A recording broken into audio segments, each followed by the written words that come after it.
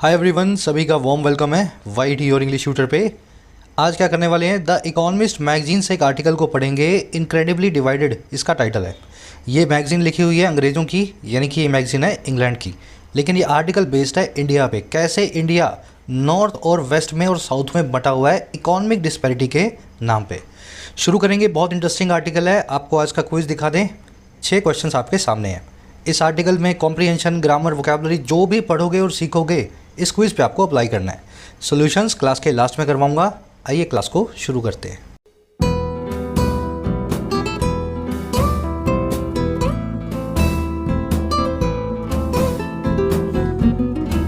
Alright, कह रहा है जी इनक्रेडिबली डिवाइडेड। देखिए, डिवाइडेड का मतलब है जो यूनाइटेड ना हो, यानी कि जो बंटा हुआ हो। और इनक्रेडिबल वो चीज़ होती है जिसमें क्रेड यानी कि यकीन ना हो, जिसको हिंदी में विश्वास भी बोलते हैं। अगर कोई चीज़ इनक्रेडिबल है ना, तो उसको यकीन नहीं किया जा सकता या उस पर विश्वास करना बड़ा मुश्किल है। कह रहा ऐसे ही अविश्वसनीय तौर पे इनक्रेडिबली हमारा देश बंटा हुआ है, डिवाइडेड है इकोनॉमिक डिस्पैरिटी के वजह से। कहीं पे इतने अमीर लोग मिलेंगे और कहीं पे इतने गरीब लोग मिलेंगे, आपको लगेगा ही नहीं आप एक ही देश के दो लोगों से मिल रहे हैं। चलिए इनक्रेडिबल नाम के वर्ड को देखेंगे। इनक्रेडिबल एडजेक्टिव से इनक्रेडिबली एडवर्ब बनी हुई है। इनक्रेडिबल मतलब अविश्वसनीय, जिसको सररियल, वर्चुअल या अमेजिंग भी बोलते हैं। सररियल वही चीज़ है जो रियल से बहुत आगे है, जो सपने के जैसी है, ड्रीम लाइक है। इनक्रेडिबल वही चीज़ होगी ना सपने जैसी। चलिए ये वर्ड अभी डिटेल में अपने आगे देख लेंगे। अब इसके टाइटल पैराग्राफ को देखते हैं, ये क्या कहना चाह रहा है। कह रहे जी, the south and west make more money while the north makes more babies leading to explosive consequences. अब ये अंग्रेज़ों का लिखा हुआ आर्टिकल है, ये देश के बारे में क्या सोचते हैं उस तरीके को आपको बता रहा है। कह रहे जो साउथ इंडिया है और जो वेस्ट इंडिया है, जो आपको सदर्न स्टेट्स मिलेंगी और महाराष्ट्र या गुजरात मिलेगा, कह रहे ये पूरा इंडिया मेक करता है ज़्यादा मनी को। इस इंडिया में पैसे ज़्यादा बनाए जाते हैं। कह रहे जबकि जो नॉर्थ वाला इंडिया है, जिसमें यूपी, बिहार, झारखंड, राजस्थान मिलेंगे, ये बनाते हैं ज़्यादा बेबीज़ को, यानी यहाँ पे पॉपुलेशन ज़्यादा तेज़ी से होती है। और ये सारा काम कैसे होता है? ये सारा काम होता है जी लीड टू करते हुए, ले जाते हुए हमें ऐसे कॉन्सिक्वेंसेस की तरफ, ऐसे परिणामों की तरफ, वो नतीजे जो एक्सप्लोसिव हैं, जो विस्फोटक हैं। तो विस्फोटक एक्सप्लोसिव जो हैं कॉन्सिक्वेंसेस नॉर्थ और वेस्ट की, नॉर्थ और साउथ की डिस्पैरिटी के, इनइक्वालिटी के हमें देखने को मिल रहे हैं। अभी डिटेल में पूरी चीज़ आपको समझा देगा ये क्या कहना चाह रहा है। मोटा मोटा आपको समझ में आ चुका होगा। साउथ एंड वेस्ट की वर्ब है मेक, नॉर्थ की वर्ब है मेक्स, लीडिंग टू यहाँ पे प्रेजेंट पार्टिसिपल साइमल्टेनियस एक्शन। जब नॉर्थ और वेस्ट ये कर रहे होते हैं, साउथ और वेस्ट, और नॉर्थ जब मेक बेबीज़ कर रहा होता है, तब ये सारा काम हो रहा होता है इस काम के साथ साथ, और वो काम है लीड टू करना कॉन्सिक्वेंसेस की तरफ। पीपीएसए का यही काम होता है, वर्ब की आईएनजी फॉर्म कोमा लगा के आ जाए तो एक साइमल्टेनियस एक्शन को बताती है। एक्सप्लोसिव मतलब विस्फोटक, जिसको डेंजरस या वायलेंट भी बोल सकते हैं। चलिए अब इस आर्टिकल की सारी वोकैब आपको दिखाएंगे ताकि एक साथ इसको स्मूथली आप पढ़ सकें, और वोकैब काफ़ी हैवी भी है आज की। मॉक टेस्ट के लिए आप सभी को मैं रेफ़र करता हूँ टेक्स्टबुक.com। आपने रिसेंटली फील किया होगा कि टेक्स्ट बुक का जो पास है 400 रुपये का पास अब हो चुका है 500 रुपये का। अब जिन लोगों ने पुराने प्राइसेस को मिस कर दिया था, बहुत ही अच्छा मौका है अगले 2 दिनों के लिए। सीधे सीधे आधी कीमत पे आप 1 ईयर पास को अवेल कर सकते हैं। याद रखें 2 दिन का ऑफर है ये। टेक्स्ट बुक के लिंक पे जाओ, कमेंट सेक्शन में रखा है। 400 रुपये का पास आपको दिखाएगा 299 में। इस प्राइस पे ले लेना डिस्काउंट, जाना कूपन कोड लगाना YT10। जैसे इस कोड को अप्लाई करोगे 299 वाला पास भी आपको मिलेगा 270 के अंदर। 49,000 मॉक टेस्ट हैं, 600 एग्जाम कवर्ड है, सिंगल पास है, 1 साल की वैलिडिटी है।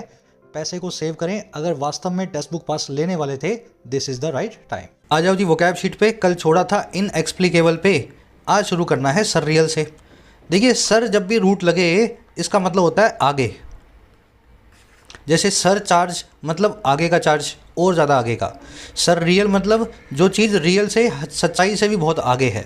तो अब वो कौन सी चीज़ होगी जो सच्चाई से आगे होगी? जो सपने जैसी होगी, ड्रीम लाइक होगी, है ना। सच में जो नहीं हो सकता वो सच से भी आगे है, मतलब ड्रीम लाइक है, अमेजिंग है, वर्चुअल है या इनक्रेडिबल है। तो इनक्रेडिबल नाम का वर्ड आर्टिकल में आज आपने देखा।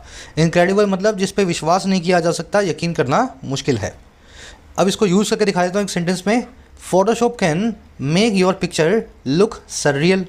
फोटोशॉप नाम का सॉफ्टवेयर आपकी पिक्चर्स को सररियल बना सकता है या इनक्रेडिबल, अविश्वसनीय भी बना सकता है। इतना खूबसूरत भी कर सकता है और इतना बदसूरत कर सकता है फोटोशॉप आपको, आपकी सोच से बाहर है। चलिए अगला वर्ड है डेप्रिवेशन। डेप्रिवेशन का मतलब होता है किसी चीज़ से वंचित होना। वंचित तो समझते हो ना, शिक्षा नहीं मिली तो आप शिक्षा से वंचित हैं, एजुकेशन नहीं मिली, अगर आपको अच्छा फूड नहीं मिल रहा तो आप न्यूट्रिशन से वंचित हैं, है ना, न्याय नहीं मिल रहा है तो आप जस्टिस से वंचित हैं। तो डेप्रिवेशन का मतलब होता है वंचित होने की स्थिति। अब इसको पॉवर्टी भी बोल सकते हैं, गरीबी भी तो डेप्रिवेशन ही है। इसको हार्डशिप, डेस्टिट्यूशन और नीडीनेस भी बोल सकते हैं। वंचित में आप नीडी हो जाते हो, ज़रूरतमंद हो जाते हो। इकोनॉमिक डेप्रिवेशन या prevention often pushes the poor towards crime. आर्थिक जो वंचनीयता है, आर्थिक गरीबी जो है, अक्सर पुश करती है, धक्का देती है गरीब लोगों को क्राइम की तरफ, गुनाह की तरफ। तो डेप्रिवेशन की शॉर्ट फॉर्म होती है प्रिवेशन, ठीक है। इसमें आगे से डी ई लगा दोगे तो भी ठीक है, डी छोड़ दोगे, दोनों एक ही वर्ड्स हैं। तो यहाँ मैंने प्रिवेशन वर्ड को यूज़ किया है। ये वर्ड आर्टिकल में देखेंगे। नेक्स्ट वर्ड है एम्युलेट। एम्युलेट का मतलब होता है किसी के परफॉर्मेंस को मैच करने की कोशिश करना। जैसे विराट कोहली आए तो उन्होंने सोचा होगा दिमाग में, मैं सचिन तेंदुलकर जैसा बनना चाहता हूँ, उन्हीं की तरह कुछ बड़ा करना चाहता हूँ क्रिकेट में। तो विराट कोहली ने सचिन तेंदुलकर को एम्युलेट करने की कोशिश की। और इसी तरीके से बाद में आएंगे प्लेयर्स, वो विराट कोहली को एम्युलेट करेंगे। बात आ रही है समझ में? किसी को ट्राई टू मैच करना, पीछा करना, किसी को कैच अप विद करना। कैच अप विद नाम की फ्रेजल वर्ब आर्टिकल में देखेंगे। पीछे जब आप छूट जाते हैं तो अपने आगे वाले से कैच अप विद करते हैं, उसकी बराबरी में आने की कोशिश करते हैं। All software companies of 90s tried to emulate Microsoft. 90 के दशक की सभी सॉफ्टवेयर कंपनीज ने एम्युलेट करने की कोशिश की माइक्रोसॉफ्ट नाम की इस कंपनी को। चलिए अगला वर्ड है पर्स्पिकेसिटी। एडवांस्ड वर्ड है, पहली बार इस शीट में ऐड हो रहा है नया वर्ड। पर्स्पिकेसिटी का मतलब होता है आपकी समझदारी या विजडम। आई बात समझ में? आपकी जजमेंट, इंसाइट, श्रूडनेस और एक्यूमन। ये एक्यूमन वर्ड को जरूर ध्यान में बिठा लेना, इसका सिनोनिम। एक्यूमन क्या है? आपकी समझदारी। जैसे आप कभी मुश्किल में पड़ जाओ लेकिन बड़े आप जो है समझदारी से बाहर निकल जाओ उस मुश्किल से, तो मैं बोल पाऊंगा यार आपकी एक्यूमन बड़ी शानदार है ना। आपकी पर्स्पिकेसिटी जो है बहुत ही काबिल तारीफ है। तो India needs leaders of proven perspicacity. India को ज़रूरत है ऐसे नेताओं की जिनकी समझदारी प्रूवन है, जिनको दुनिया पहले से समझदार मान चुकी है। ऐसे समझदार लीडर्स की ज़रूरत हमें आज इंडिया में है। चलो लास्ट वर्ड है कॉग्निसेंट। कॉग्निसेंट का मतलब होता है अवेयर, किसी चीज़ के लिए कॉन्शियस। अगर आपको पता है ना कि मैं नहीं पढ़ूंगा और मैं नहीं पढ़ने की वजह से एग्ज़ाम क्रैक नहीं कर पाऊंगा, तो यू आर कॉग्निसेंट और aware of this fact. Cognisant और अवेयर दोनों के बाद में ऑफ आता है। इनफैक्ट इनका जो ये कॉन्शियस और माइंडफुल है ना, ये सिनोनिम्स, इनके बाद में भी ऑफ आएगा। जब भी किसी चीज़ के बारे में अवेयरनेस होती है तो ऑफ लगा के बताया जाता है। I am aware of this, you are not aware of that, we are cognizant of. समझ गए ना जिस भी थिंग की बात हो रही है। Rash drivers are often not cognizant of the danger they cause to the lives of others. Risky drivers जो होते हैं, हैवी ड्राइवर्स, रैश ड्राइवर्स, ये ऐसे बेवकूफ़ होते हैं कि अक्सर ये कॉग्निसेंट ही नहीं होते हैं, इनको पता ही नहीं होता है, अवेयर ही नहीं होते हैं ये उस डेंजर के लिए जो ये दूसरों की ज़िंदगियों के लिए खड़ा करते हैं। अपने लिए तो करते ही करते हैं ये, इनको दूसरों के लिए जो डेंजर खड़ा करके रखा होता है इन्होंने, उसके बारे में भी इनको अवेयरनेस नहीं होती है। चलिए एक वर्ड और है शायद, वो भी आपको दिखा दूँ। डिटेल में वोकैब करवा रहा हूँ, फील लेकर के रीडिंग में यूज़ करना सीखो। वोकैब को आपको रीड करके ही रिवाइज करना है। जितना रीड करोगे वोकैब रिपीट होगी, दिमाग में बैठेगी। लास्ट वर्ड है चाओस। चाओस ही बोलेंगे ना इसको। देखो केओस बोलते हैं इसको, केओस। हिंदी मीडियम वाले बोल देते हैं चाओस। केओस का मतलब होता है अराजकता। अब अराजकता के ये सारे सिनोनिम्स हैं, इतने सारे जो आपके सामने लिखे हुए हैं। Disorder, lawlessness, anarchy, mayhem, havoc, turmoil, upheaval, shambles, pandemonium. ठीक है, तो अब याद करने पड़ेंगे, ये रीडिंग में बार बार आएंगे ये सारे वर्ड्स। इनका मतलब है अराजकता या lawlessness. After the Taliban took over Kabul there was an atmosphere of chaos on the streets. जब तालिबान ने टेक ओवर कर लिया काबुल का, कब्जा जमा लिया, तो एक अराजकता का माहौल था, एटमॉस्फेयर था वहाँ की गलियों में, सड़कों पे। चलिए 5-6 वर्ड्स हो गए डिटेल में। आ जाओ आर्टिकल पे, एक समरी आपको दे दें। समरी ये है कि अंग्रेज़ ऐसा मानते हैं, और सही भी बात है, कि अगर आप इंडिया घूमो और नॉर्थ से वेस्ट चले जाओ या साउथ चले जाओ तो आपको पता लगेगा कि नॉर्थ के अंदर कुछ भी नहीं है, सिर्फ पॉपुलेशन है। लोग बच्चे ही पैदा किए जा रहे हैं। और साउथ में सारे की सारी संपन्नता मिलेगी आपको, वेस्ट में मिलेगी, वहाँ पे इंडस्ट्री मिलेगी, वहाँ पे इनोवेशन मिलेगा। अगर एप्पल को कोई कंपनी में लगानी है, इंडिया में फैक्ट्री लगानी है 6 फैक्ट्रियाँ, तो वो 1 फैक्ट्री लगाएगा नॉर्थ में और 5 फैक्ट्री लगाएगा साउथ में। तो इतना फ़र्क है नॉर्थ और साउथ के इंडिया में, और वेस्ट का इंडिया भी इसमें शामिल है। कह रहा है ये डिवीज़न क्यों है, एक तो इसके बारे में आर्टिकल में बताया गया, दूसरा इस डिवीज़न से क्या नुकसान हो रहा है नॉर्थ की पॉपुलेशन को, ये भी बताया गया है। एनालिटिकल टोन में एनालाइज करके बता रहा है इंडिया कितना डिवाइडेड है, आर्थिक तौर पे कितनी असमानताएं भारत में मिलेंगी। शुरू करें, बहुत इंटरेस्टिंग आर्टिकल है। चलो शुरू करते हैं यहाँ से। जो स्टूडेंट्स चैनल पे नए हैं, बहुत स्टूडेंट्स रोज़ नए आते हैं, तो आपको बेसिक से इंग्लिश को शुरू करना है। देखो आर्टिकल्स तो मैं पढ़ा रहा हूँ रोज़, लेकिन ये चीज़ें अगर आपको समझ में नहीं आ रही हैं तो थोड़ा बेसिक्स पे काम करो। एंड कोई कोर्स की ज़रूरत नहीं है बेसिक्स के लिए, सभी के लिए फ्री ऑफ कॉस्ट रखा गया है चैनल के होम पेज पे। चैनल को खोलो, YT योर इंग्लिश ट्यूटर को, होम पेज पे मिलेगी playlist complete English grammar for all competitive exams. आराम से इस प्लेलिस्ट को चलाओ, 40-50 वीडियोज़ हैं, 15-20 दिनों में अपने बेसिक्स को तैयार करो, उसके बाद आर्टिकल पढ़ोगे, हर चीज़ आपको समझ में आएगी। फाउंडेशनल कोर्स है पूरा, टेंस, एक्टिव, पैसिव, हर चीज़ इसमें आपको करवाई गई है। कह रहा है जी, Goa on India's western coast is famed for its endless beaches and high quality of life. कह रहा है जो गोवा की बात करें, जो कि एक वेस्टर्न स्टेट है, कह रहा है जो इंडिया के वेस्टर्न कोस्ट पे भी है, पश्चिमी घाट पे भी है, कह रहा है ये गोवा जो है ना, ये फेम्ड है, ये मशहूर है। फेमस पता ना, फेमस को ही फेम्ड भी बोलते हैं, जिसको फेम मिला हो, फेमस भी और फेम्ड भी। तो ये गोवा मशहूर है अपने, और किसके लिए, एंडलेस बीचेस के लिए, ऐसे बीचेस के लिए जो ख़त्म होने का नाम ही नहीं लेते हैं, लंबे लंबे दूर दराज के बड़े बड़े बीचेस, और अपनी हाई क्वालिटी ऑफ लाइफ के लिए, जीवन जीने के अच्छे स्तर के लिए। तो गोवा आप गए होंगे तो दोनों चीज़ें आपने फील की होंगी, लोगों का जीवन स्तर बहुत ही अच्छा है और अच्छे बीचेस वहाँ पे साफ़ सुथरे आपको मिलते हैं। गोवा की वर्ब है इज़ फेम्ड। चलिए आगे बढ़ते हैं। कह रहा है जी, Bihar along the fertile Indo Gangetic plain in the north has a less savoury reputation. कह रहा है इंडिया की दूसरी स्टेट की बात करो, बिहार की, और कौन सा बिहार, जो अलोंग है, जो साथ साथ बसा हुआ है, अलोंग, और किसके, बहुत ही उपजाऊ इंडो गंजेटिक प्लेन के। इंडो गंजेटिक प्लेन का मतलब है भारत का वो वाला हिस्सा, इनफैक्ट भारत ही नहीं, इसमें बांग्लादेश, नेपाल और पाकिस्तान भी आ जाता है, जहाँ पे सिंधु नदी और गंगा नदी का बेसिन बनता है। ये पूरा एरिया बहुत उपजाऊ है, यहाँ पे फसलें जो है खूब अच्छी मिलेंगी आपको। कह रहा है बिहार जो कि इस सुंदर प्लेन के किनारे बसा है, इतनी उपजाऊ ज़मीन के साथ साथ बसा हुआ है नॉर्थ में, इसकी जो रेपुटेशन है ना, ये कम सेवरी है, कम डिलीशियस है। इसकी रेपुटेशन आपको ज़्यादा प्लेजेंट नहीं लगेगी। सेवरी वो चीज़ होती है जो आपके मुंह में पानी ले आए, जो आपको प्लेजेंट लगे, सुहावनी लगे, डिलीशियस लगे। तो बिहार जो है ना, उसकी रेपुटेशन बिल्कुल भी इस तरह की नहीं मिलेगी। बिहार की वर्ब है हैज़, सेवरी मतलब डिलीशियस, प्लेजेंट, एपेटाइजिंग, ये सब इसके सिनोनिम्स हैं। रेपुटेशन मतलब समझ गए ना, प्रतिष्ठा। क्यों नहीं मिलेगी? कह रहा है जी इसलिए, कह रहा है it is thought of by many Indians as a land of deprivation and lawlessness. कह रहा है क्योंकि ये थॉट ऑफ होता है पैसिव वॉइस में, इसके बारे में सोचा जाता है।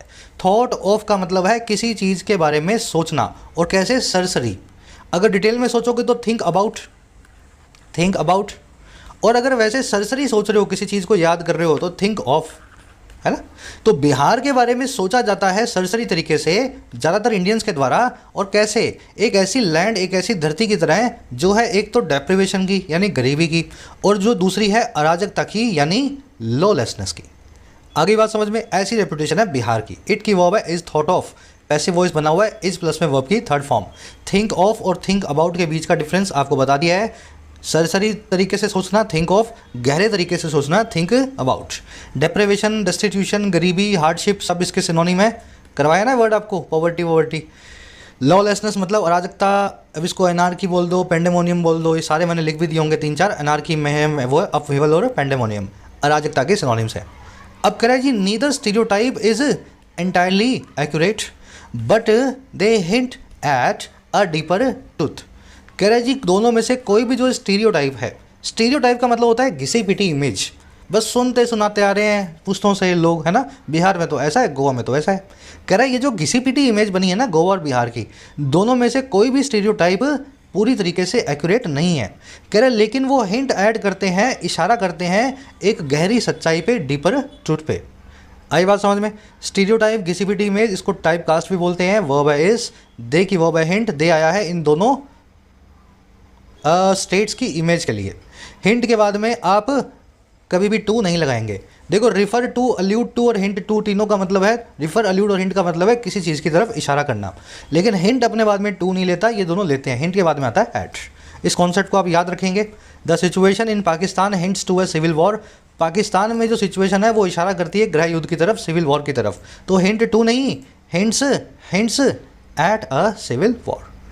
चलो आगे बढ़ते हैं, ये छोटे छोटे कॉन्सेप्ट लेते जाया करो साथ साथ में। कह रहे जी आगे हुआ क्या, कह रहा है in terms of economic development the difference between Goa and Bihar is like that between southern Europe and सब सहारन अफ्रीका।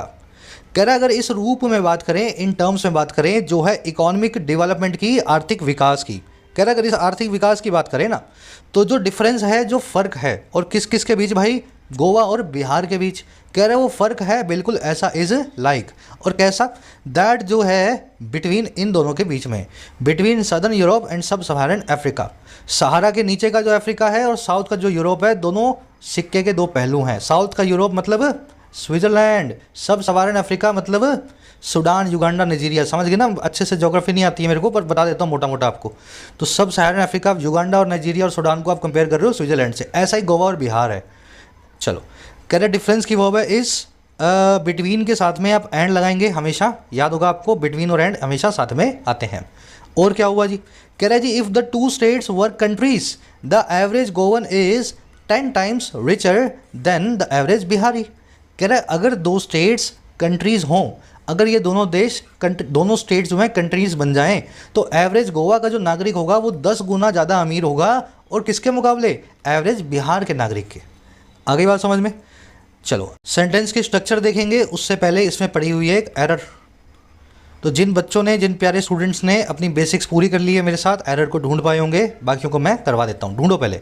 स्ट्रक्चर सेंटेंस की कुछ ऐसी है सर, टू स्टेट्स की वर्ब है वर, यहाँ पे बात हो रही है फ्यूचर की, अगर ऐसा हो जाए, अनरियल फ्यूचर, जिसको हम सेकंड कंडीशनल वाली जो है फॉर्म भी बोलते हैं। पूरा कंडीशनल सेकंड नहीं है, यहाँ पे वुड आना चाहिए सेकंड कंडीशनल के हिसाब से, सेकंड कंडीशनल नहीं है, लेकिन सिर्फ इतनी चीज़ को सेकंड कंडीशनल के तौर पे यूज़ किया गया है, वर को यूज़ किया गया है स्टेट्स के साथ। गोवन की वर्ब है इस। अब दिखाते हैं आपको एरर कहाँ पे है।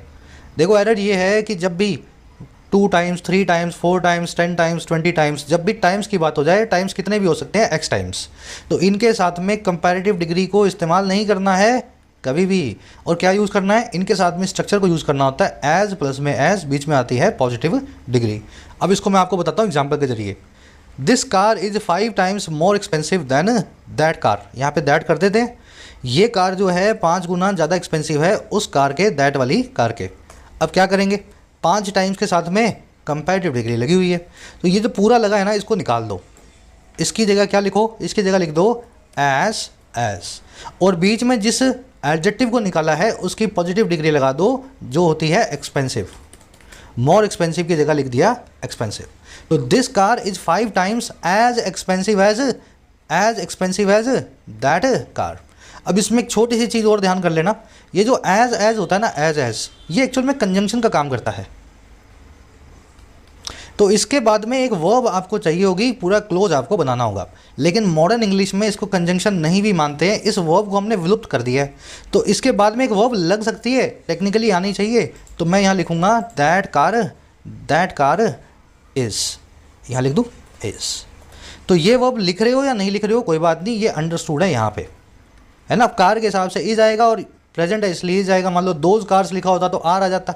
जो भी लगाना है टेंस को और नाउन को देख करके। वर्ब यहाँ पे अंडरस्टूड है, लिखोगे तो भी ठीक, नहीं लिखोगे तो भी ठीक। Elon Musk has twice more money than Gautam Adani. Elon Musk के पास 2 गुना पैसा है गौतम अडानी के मुकाबले, तो ट्वाइस आ गया। अब इसके साथ में मोर मनी नहीं लगाना चाहिए, ये मोर भी तो आप यहाँ पे एक एडजेक्टिव को यूज़ कर रहे हो ना, वैसे तो कंपैरेटिव डिग्री नहीं है यहाँ पे, मतलब वैसा नहीं है कि कोई एडजेक्टिव के ऊपर आपने कंपैरेटिव डिग्री बनाई हो। ये मोर खुद ही कंपैरिजन की बात करता है देन के साथ। तो क्या करेंगे, यहाँ लिखेंगे Gautam Adani has twice as, और मोर की पॉजिटिव डिग्री होती है क्या, मच, ठीक है, मच, और यहाँ लिख देंगे मनी।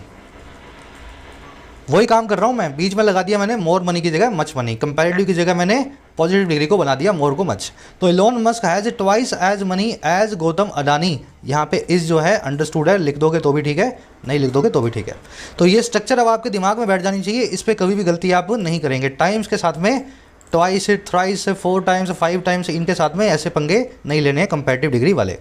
तो यहाँ पे गलती कर दी इसने, यहाँ लिखना था 10 times as rich as the average Bihari is.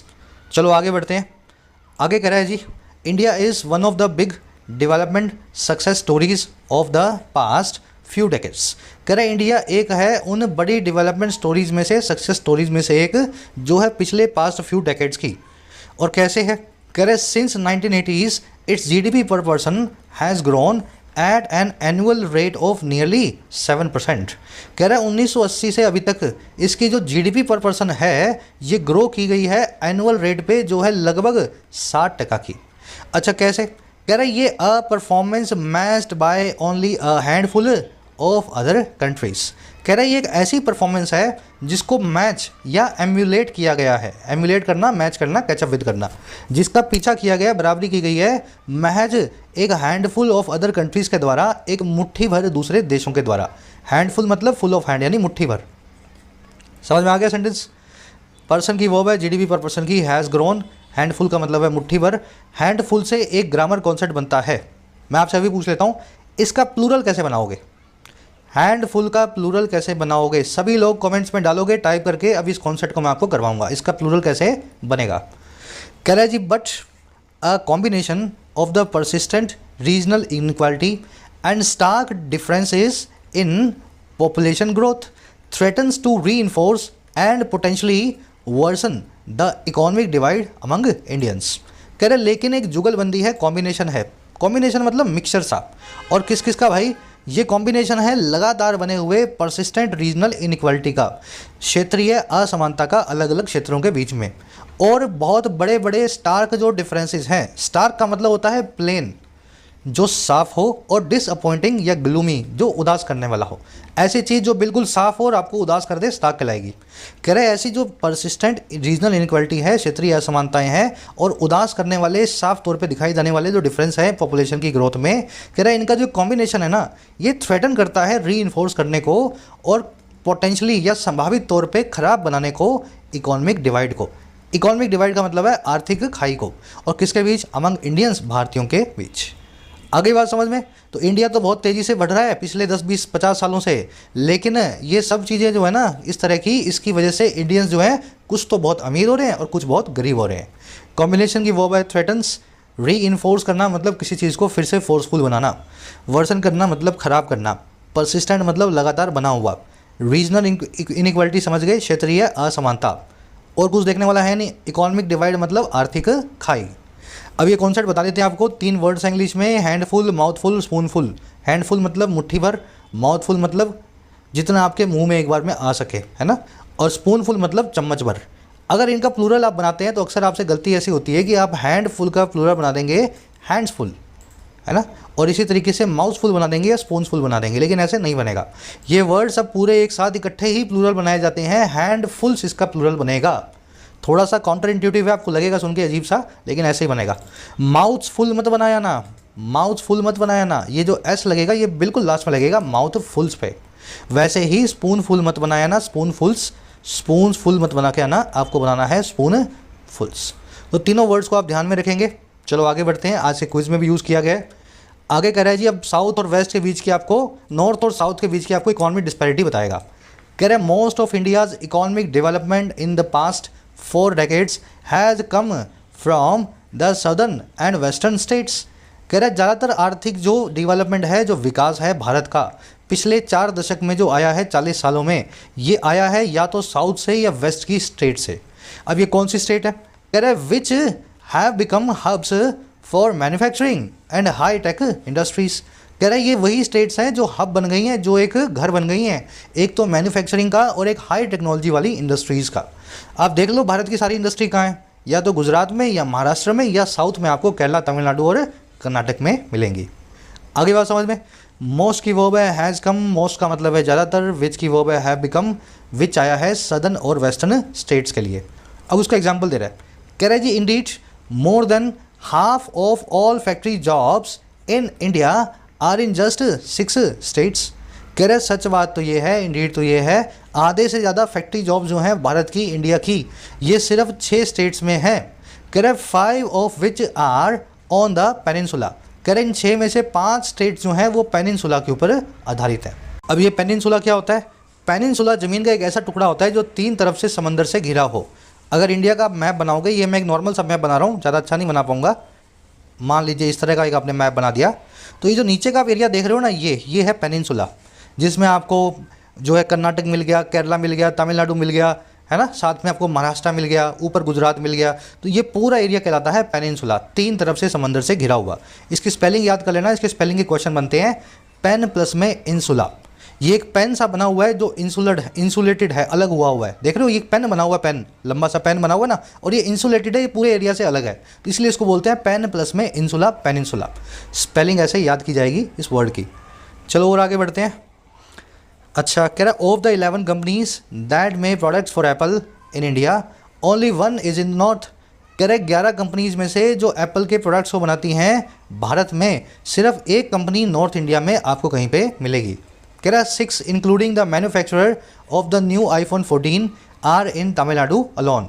कह रहे 6 जो हैं, 6 वो अकेले तमिलनाडु में हैं। इस मैन्युफैक्चरर का वो वाला मैन्युफैक्चरर भी जिसमें शामिल है जो आईफोन 14 का, नए वाले आईफोन का जो मैन्युफैक्चरर है। तो समझ गए आप, 11 में से 6 तो सिर्फ तमिलनाडु में मिलेगी, सारी इंडस्ट्री आपको वहीं पे साउथ में मिलती है। अब और आगे बढ़ो।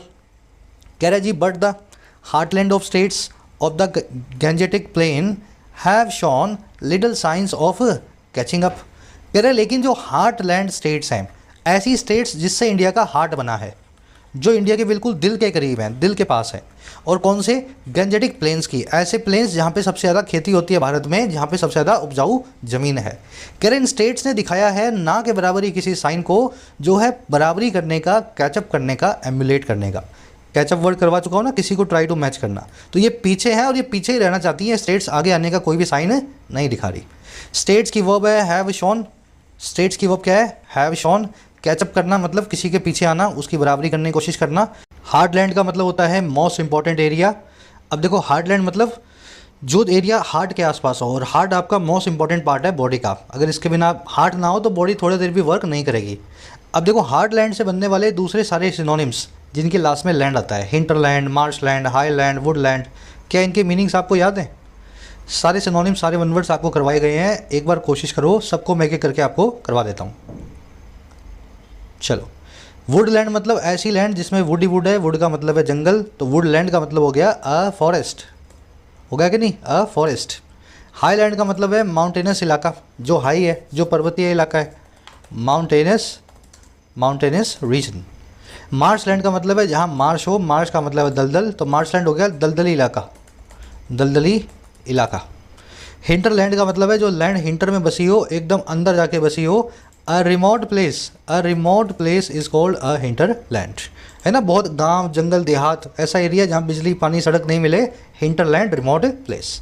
तो इस तरीके से आप इन चारों वर्ड्स को, पांचों जो है वन वर्ड्स को दिमाग में बिठा के रख सकते हैं। वो क्या याद करने का यही तरीका है, वर्ड्स का आपस में जाल बनाओ, है ना, वेब बनाओ। आगे क्या कह रहा है, आगे कह रहा है जी the population of poorer states are growing much faster than those of southern and western states.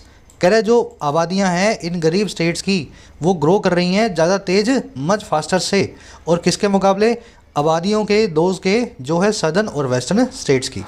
Populations की वर्ब है आर ग्रोइंग, पॉपुलेशंस को दोज से कंपेयर किया गया है, दूसरी बार पॉपुलेशंस ना लिख के दोज लगाया गया है, याद है ना, दैट दोज वाली एरर, तो तब लगाया जाता है दोज जब एक जैसी चीज़ों को आपस में कंपेयर करना हो।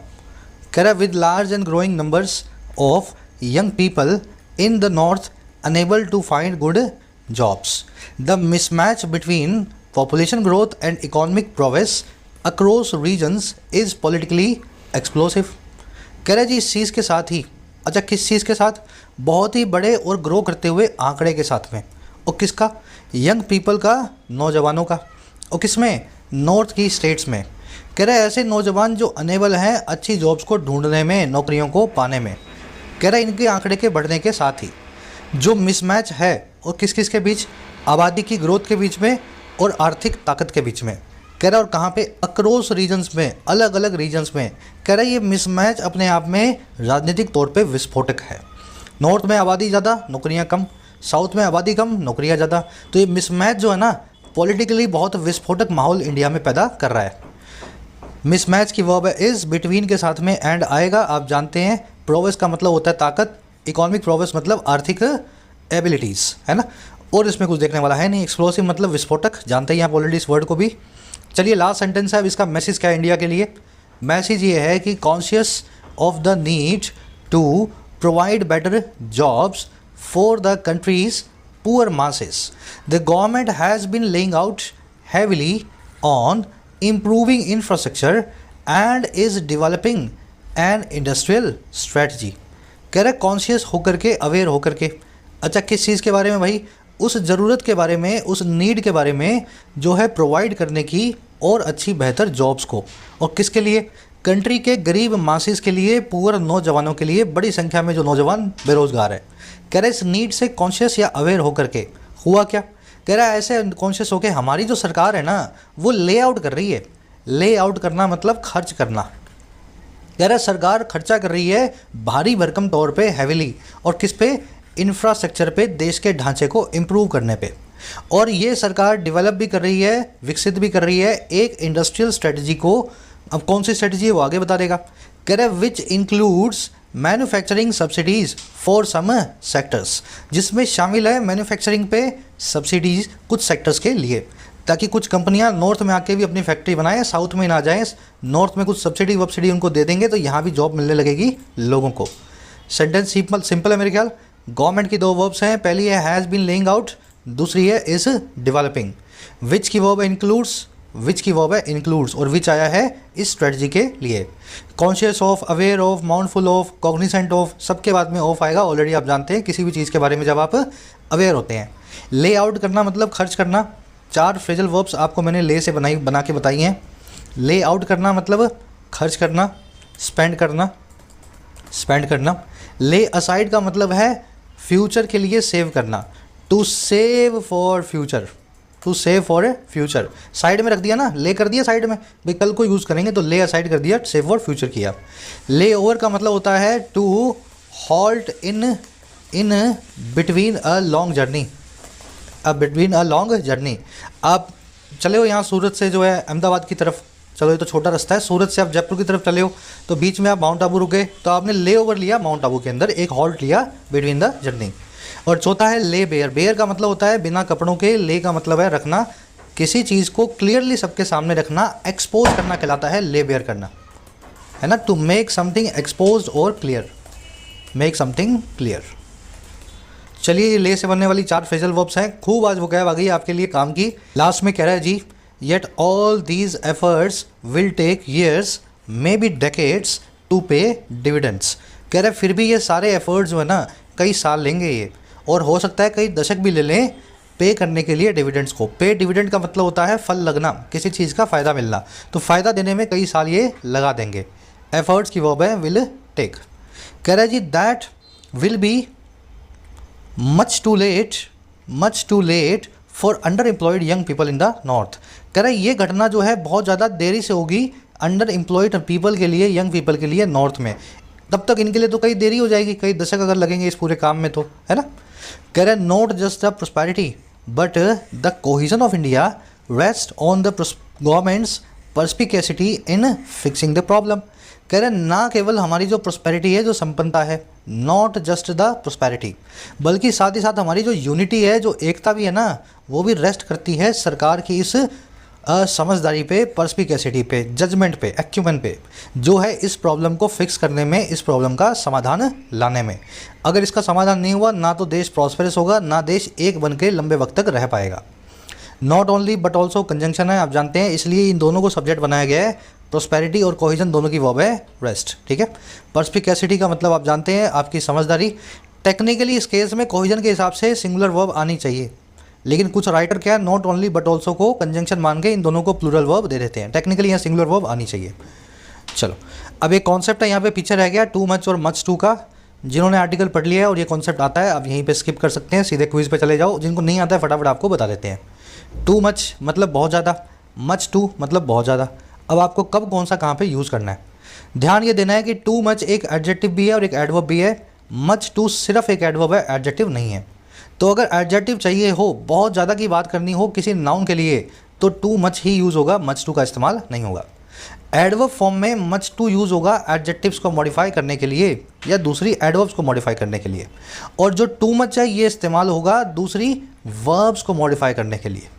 As an adverb too much modify करता है वर्ब्स को, और as an adverb much too modify करता है एडजेक्टिव्स को। अब टेक्निकली बता देता हूँ ये फॉर्मूला कैसे लगाना है।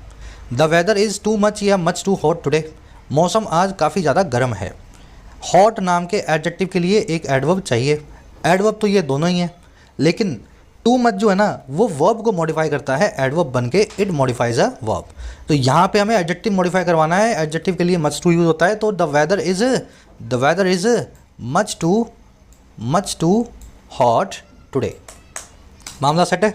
वैसे ही lazy people should not expect too much या much too from life, lazy लोगों को, आलसी लोगों को एक्सपेक्ट नहीं करना चाहिए बहुत सारा अपने जीवन से। अब यहाँ पे मच टू या टू मच किसी एडजेक्टिव नाउन के लिए नहीं आया, ये आया है एक वर्ब के लिए। कितना एक्सपेक्ट नहीं करना चाहिए, बहुत ज़्यादा एक्सपेक्ट नहीं करना चाहिए। वर्ब को मॉडिफाई करवाना है एडवर्ब ऑफ डिग्री से, यहाँ पे वर्ब को मॉडिफाई करेगा टू मच। मच टू तो करता ही नहीं वर्ब को मॉडिफाई, तो मुझे यहाँ लिखना चाहिए should not expect too much from their lives, है ना, इस तरीके से इसको बनाना चाहिए। चलो लास्ट है, $1 मिलियन इज़ टू मच या much too price for a super car. $1 million जो है बहुत बड़ा प्राइस है, काफ़ी ज़्यादा दाम है एक सुपर कार के लिए। प्राइस नाम के नाउन के लिए एक एडजेक्टिव चाहिए, एडजेक्टिव है टू मच टू एडजेक्टिव होता ही नहीं, तो यहाँ पे मुझे लगाना पड़ेगा too much price for a super car. अब इसको याद रखने की ट्रिक क्या है, एडजेक्टिव को मॉडिफाई करने के लिए मच टू लगा दो, बाकी सब जगह टू मच लगा के आ जाओ।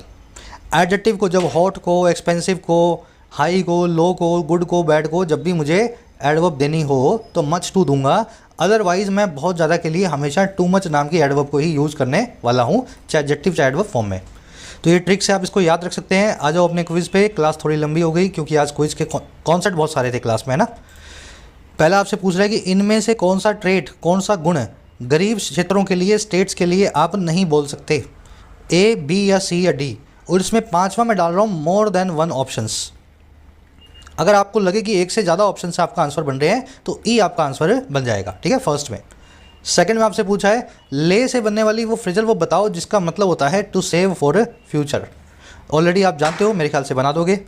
थर्ड फोर्थ में दो एरर्स हैं, पहली एरर मिलेगी आपको यहाँ पे कहीं आसपास और दूसरी एरर मिलेगी आपको इसके कहीं आसपास, दोनों एरर्स को निकाल लो।